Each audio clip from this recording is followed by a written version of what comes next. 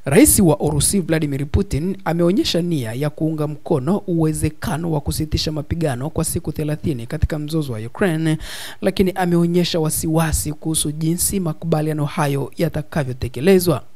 Akizungumza siku ya Alhamis, Putin alionya kuhusu mianya inayoweza kujitokeza na athari za kimkakati. Tunataka dhamana kwamba katika kipindi cha siku 30 za kusitisha mapigano, Ukraine haitafanya uhamasishaji wa kijeshi, haitawafunza wanajeshi na haitapokea silaha, alisema Putin wakati wa mkutano na waandishi wa habari pamoja na mwenzake wa Belarus Alexander Lukashenko huko Moscow. Rais huyo wa Urusi alibainisha kuwa vikosi vya Urusi vinaendelea kusonga mbele katika takribani kilomita 2000 za mstari wa mbele, na kusitisha mashambulizi kunaweza kuathiri operesheni zinazoendelea.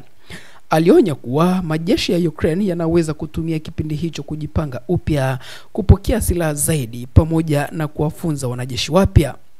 Hizi siku 30 zitatumikaje?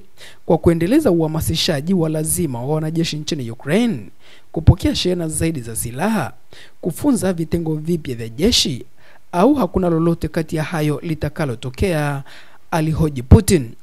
Aliongeza kuwa kutekeleza usitishaji mapigano katika uwanja wa vita wenye upana huo itakuwa changamoto, kwani ukiukaji wake unaweza kusababisha lawama kati ya pande zote mbili. Mfumo wa udhibiti na udhibitishaji wa kusimamia usitishaji mapigano haupo kwa sasa, lakini unapaswa kukubaliwa. Putin alitaja kwamba wanajeshi wa Ukraine waliovamia eneo la Kursk nchini Urusi mnamo Agosti mwaka 2024 sasa wamekatwa njia. Haijulikani nini kifanyike nao endapo kutakuwa na makubaliano ya kusitisha mapigano, alibainisha rais huyo.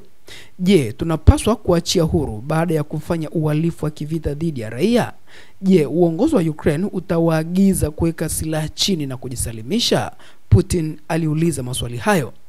Kufikia siku ya Jumatano jioni, vikosi vya Moscow vilikuwa vimechukua tena udhibiti wa 86% ya eneo lililokuwa limetekwa na majeshi ya Ukraine mnamo Agosti mwaka 2024, kwa mujibu wa mkuu wa jeshi la ulinzi la Urusi General Valery Gerasimov. Alidai kuwa vitengo vilivyosalia vya Kiev katika eneo hilo vimezingirwa na kutengwa. Putin alipendekeza kuwa mazungumzo na mwenzake wa Marekani Donald Trump yatakuwa muhimu ili kupata suluhisho muafaka.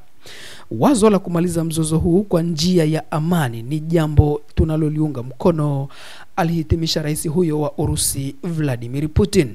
Hii ni Habari 24 Channel ambayo tunazidi kukupasha na kukujuza habari pamoja na matukio mbalimbali yanayojiri kutokea kila kona ya dunia. Usisahau kusubscribe kwenye YouTube channel hii ili uendelee kupata habari pamoja na matukio mbalimbali yanayojiri kutokea maeneo mbalimbali kote duniani.